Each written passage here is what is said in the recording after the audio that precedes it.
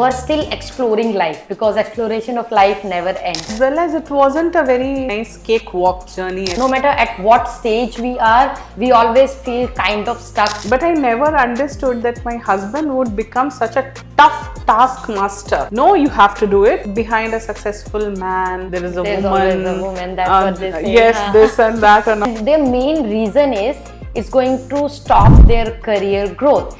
And I was going through a tough phase where I couldn't cope up with the pressure. For whatever you have at this moment, at present. So what I feel, suppose if you go and help somebody, God will be sending some of their angels to help you out. In my class of around 800 students, there were only 4 girls. No, my boy will study in English medium. The girl, now I don't want to put admission. I said, in such a case, I'll not give admission. I hear so many students, 12-year, 13-year-old, and they say, I feel like a failure in my life because my... For me, it was a vice versa. She told that, ma'am, I'll quit.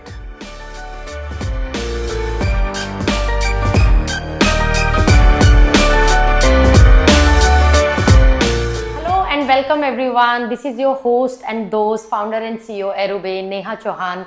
And today's episode, for the first time, I think since the time we started, we have 2 Nehas in one platform. Of course, our guest, honorable guest, Neha Singh ma'am, has much more achievement than anybody of us could ever imagine. Ma'am has a very interesting journey which we definitely going to dive into. She is the principal of Maharishi Vidya Mandir school. Welcome ma'am, namaste, how are you? It's our honor for us, to have you here on this couch. How are you feeling, ma'am? Thank you. Thank you for offering me this platform. I'm really very honored and I'm feeling good.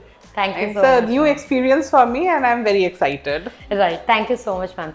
Ma'am, so basically the idea of this podcast is we try to connect with the people, could be from any domain, at any age, who are still exploring life, because exploration of life never ends, and no matter at what stage we are, we always feel kind of stuck.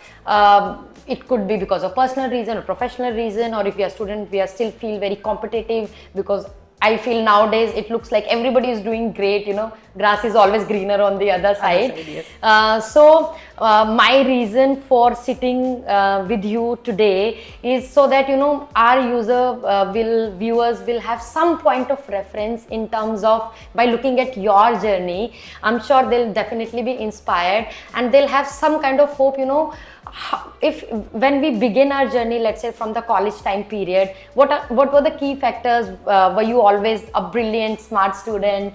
Do you always knew that you're going to be this at such a good high position one day? If you could please take us through your journey so that it'll be very helpful for our users as well, viewers as well. See, my journey to this position of being a principal was not a very thoughtful, I never aimed that I'll be that, as well as it wasn't a very nice cakewalk journey as that way also.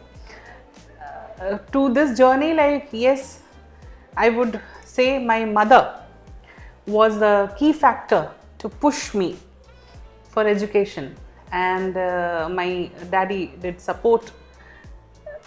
Actually, she, back at those times, the journey in North for a woman a girl child to study was not that much backed by the family. But yes, my mother stood as a pillar, and she made it she has to study and she has to go to English medium school and all those things. And I completed my journey, and that went. In the meanwhile, my father was suffering from certain illness and it was a family situation. Somehow I completed my education and I started my career as a pre-primary teacher. Right. To support my education. Right. For further education, I had to start working. Right. And while doing it was a very difficult thing for me, studying as well as working side by side, but okay, fine, I had to do it. Right. And I was more into okay, I will do it. I was more into I have to complete my education. Right. In the meanwhile, from pre-primary teacher to primary and then middle school, Right. I was climbing up the stairs. In the meantime, I came across the AJ's, which Yeah. was having a franchise, and I took that franchise and I set up my institute. Right. On the process, I met my husband, Right. and I was like a very easygoing, and I was like, okay, this much only, I won't do this. Yeah. But I never understood that my husband would become such a tough taskmaster. No, you have to do it. Actually, after he entered, it is always like, I have to say this, like it's always told like behind a successful man there is a There's woman. always a woman, that's what they say. Yes, this and that and all. But for me, it was a vice versa. Right. To make me successful, my husband has sacrificed most of his things. Right.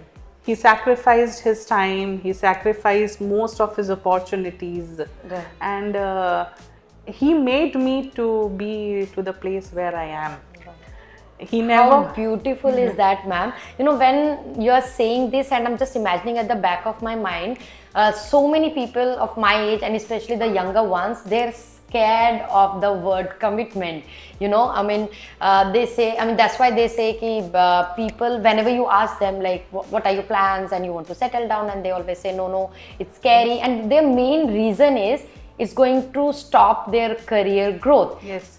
So, but it happened completely opposite in your case scenario. So that means it's just a thought or some kind of blockage in our hand. That's not the case for everyone in real life, right? Yes. There are pros and cons of everything. So it's not necessary that if you're going to go and get married tomorrow, your career is going to shut down, right?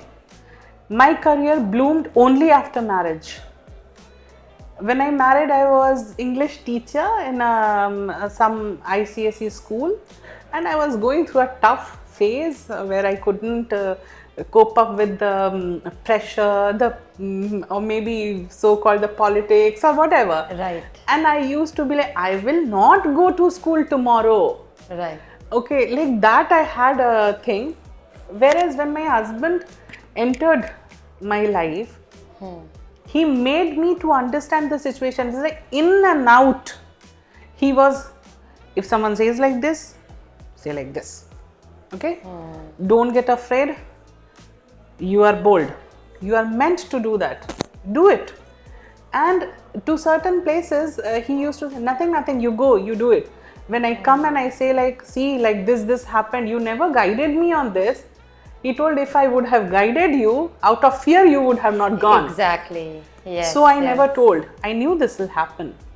So there is no shame in telling that whatever I am, it's the only person behind my success is my husband. That's all. Definitely. Okay. And now, if sir wasn't there, then we would have never gotten a chance to speak to you. So, I mean, it's a good thing in a way for us as well. Because now we are talking about sir. So, some insight about sir, ma'am. His name, what does he do, and what's so special about him? What kind of skill set you think he acquired that he was able to do his knowledge transfer to you? See, he is a self-made man. Right. His name is Mr. Ashwin. Right. Okay. And as the name suggests, he is a warrior and a ruler. Yes. So he had that sort of a mindset to go and achieve something. He had a very tough childhood. Yes. Where he lost his father. But throughout his journey, he had his scholarship and he continued studying. He set up his own business. He's very successful in that. And now he is a CEO. He's representing India in different forums abroad. Wow. And he started his journey with a very mere like some 500 square feet, one room, and with that all the stuffs. From and like, that to this to international this. level, it Yes, must have it been is. a great journey with lots of ups and downs. Yes. So like my message to everybody is only one, like it's not like marriage is scary, and it's not like if you start from a scratch you cannot come up. It's not like that. I have done it, my husband has done it, and it can be a very good start. But yes, you should have a very good heart to help others. Right. This is also one thing. Practically I have I have undergone this, I have experienced it. I have got help from people who are not known. A stranger, complete stranger, they have come and helped. So what I feel, suppose if you go and help somebody, God will be sending some of their angels to help you out. That energy gets manifested, or it comes around, right? Yes. I was listening to this podcast, and then the person was saying ki, no matter what is happening in your life, be grateful for whatever you have at this moment, at present, and also try to, if you could, if you can't, let's say, contribute in any form of like physical kind of amenities, but at least try to bring a smile on one person's face, and you'll see in how many ways it will come back to you. So it's like karma has its own way to get to you, right? Exactly. Right. Absolutely, ma'am. Ma'am, you talked about your early childhood when it was really difficult and your mother supported you a lot. Yes. Times has changed a lot. Girls are doing very good in their respective domains. But this kind of setback, the process has changed, but in some form, but some kind of hesitation is still there. Yes. For example, and I always, whenever I meet, especially powerful women leaders such as you, I always ask this question because I want to understand the depth of it. When we are in school, you see all the first benchers and the house captains and art and craft classes, everything, all girls are there, right? It's maximum percentage of girls are performing, and even when I was studying in my school. But as we go little bit in higher education domain from school level, this ratio drastically comes down. Like and that's not just the case of India. When I was in London, I think in my class of around 800 students, there were only 4 girls. And out 3 of them from China, and I was from India. Okay. So I was like, it's not like girls are not studying science. We are studying sciences, and in fact, because I studied from Army Public School, I had a section of 40 that time. I think all 35 were girls only. So from that ratio to this ratio, are parents not supporting in terms of going to higher education, or girls don't want to do? What do you think? What is happening in and around the world? Why the ratio is still very low? Maybe sometimes what I feel is till the basic education, the girls are being supported in India. Still there is a thought a child should be there in the home, and studying abroad takes a bit of a monetary support. Financial part is a big part in that, right? Yes. There comes a comparison. Girl and a boy, then let the boy go, you study here. Okay, so that is indirectly still there in the mind. And yes, it is, I can very strongly say it is there. Whenever you have 2 children and in an Indian family, definitely it will be like, yes, suppose 5 lakh is going, let the boy go because he has to have his own family, run the house, he has more responsibilities. See, as a parent, they're not wrong. Okay, but it is not to be supported also. We don't know whether he'll take care of a family, whether he'll be a good father or a good husband or not, but your daughter will be taking care, that's for sure. Because the emotional bent of a girl is like that, to take care of the family. So it's not naturally being sexist, there's a logic to it, and especially in the olden times when there was not much options of monetary help. So then it made sense. Yes. Even like I am a principal. I have rejected few admissions last year. I won't take the name, but yes, one parent came, and God's grace, he has 4 children.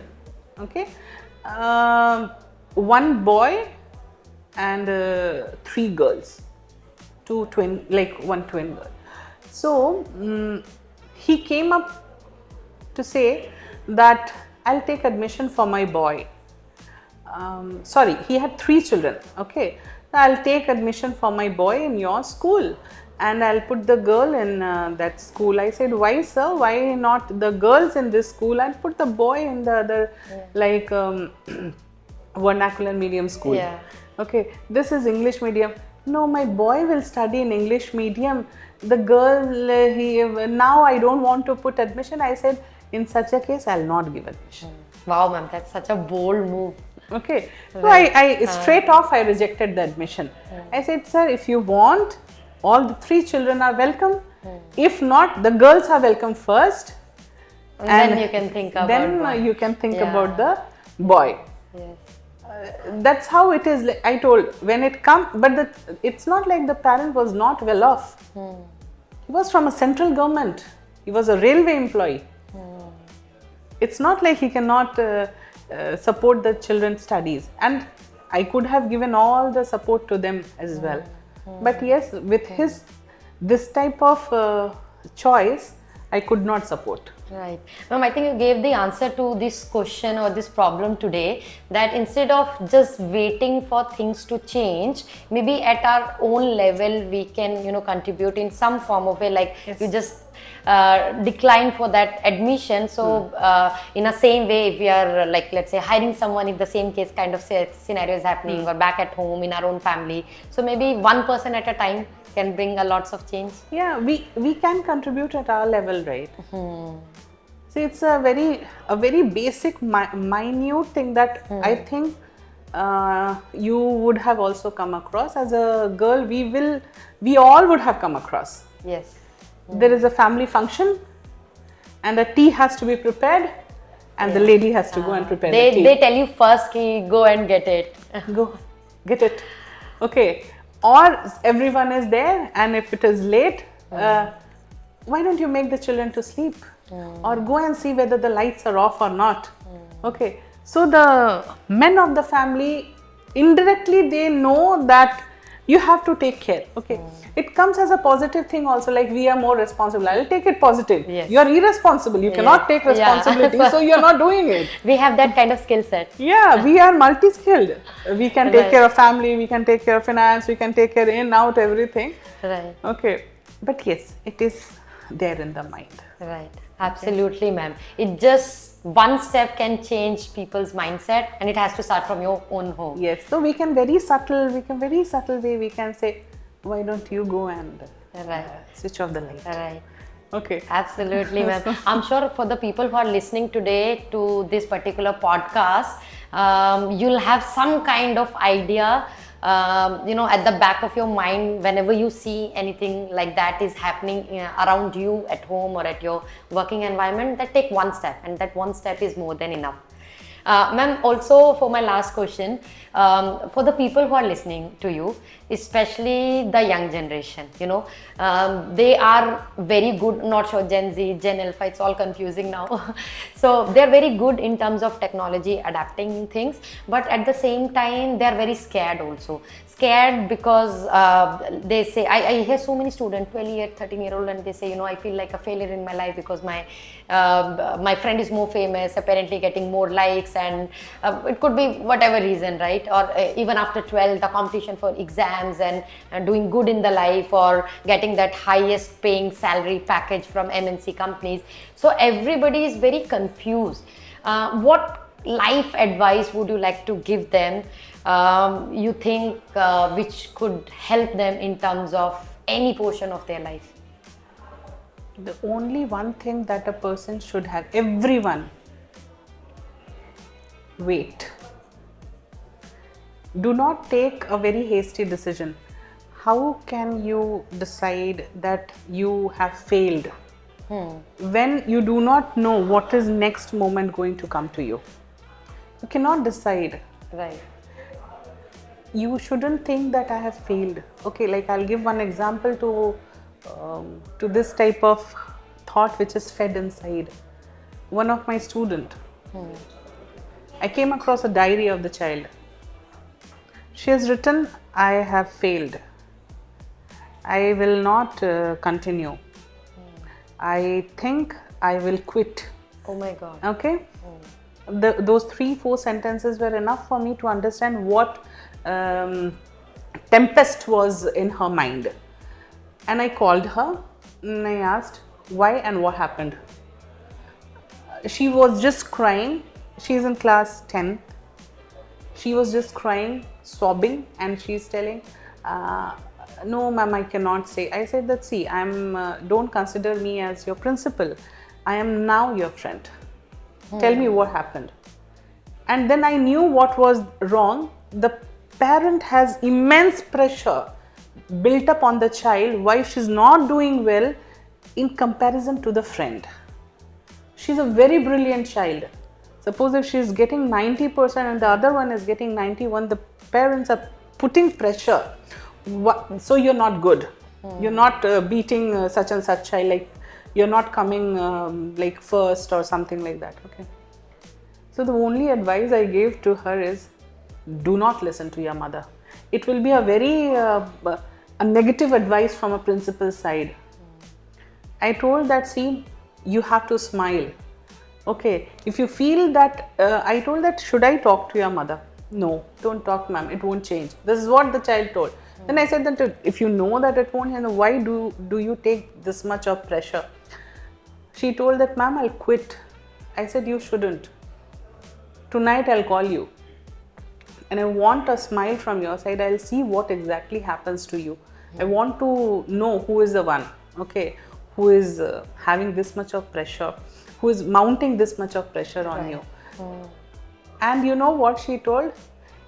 It's the mother and the related people who are building the pressure on the child to do all, like, I don't know what exactly they want. I don't have words for that. 90 and 91 or 95 and 96 doesn't matter at all. Yes. So it's an ego that a also mother not wants to fight. thinking about the childhood trauma which child's gonna get is going to reflect later in stages in life. So it's not about the children. I want to advise the parents not to pressure the children like that. I am in the field, I know very well what is happening. The children are getting crushed because of the over ambitious desire of the parents. That is absolutely true, ma'am. It's And their over ambitious desire. Yes, I feel the parents did not achieve, or they are insecure in their own life, which they want to fulfill through the children, which is absolutely wrong. That's wrong. If I pressurize you, or if you pressurize me, we will not be able to talk this much freely. So my speech will be hampered because of the pressure, not because I do not know. So the same thing is happening to the children nowadays.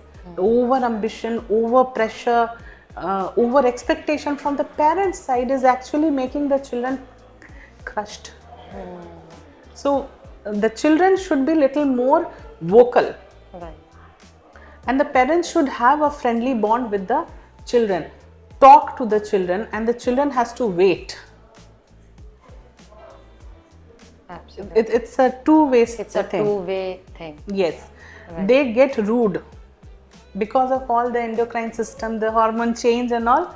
They get rude, and the basic and the only enemy the children life in the teenage, parents. The parents. Okay, this is the parents who they'll see that, oh, they are the one who is always telling that. So they have to wait and understand. Parent has to come down and understand them. So it has to be a hand-in-hand process. We cannot consider anyone wrong. We can't just put pressure and judge only one side of that particular problem, right? Yes. So it's a message for our parents that, let your children breathe, right? And give them some space, and like how beautifully Neha ma'am has mentioned today that when she actually became friend of that particular child, that particular girl, the problem resolved. That's all it takes, ma'am, right? Yes. A simple communication, Yes. sitting together, and just understanding each other's problem, and then maybe we all can come out on one solution. Yeah, no one was listening, and no one was talking. So we need to talk and sort out the matter. No, definitely, ma'am, and I'm sure you guys also learned something today, at least from today's podcast. And thank you so much, Neha, ma'am. It's a pleasure having you here. Thank you so much. And thank you for giving us your time. And thank you, everyone. See you next time. Bye.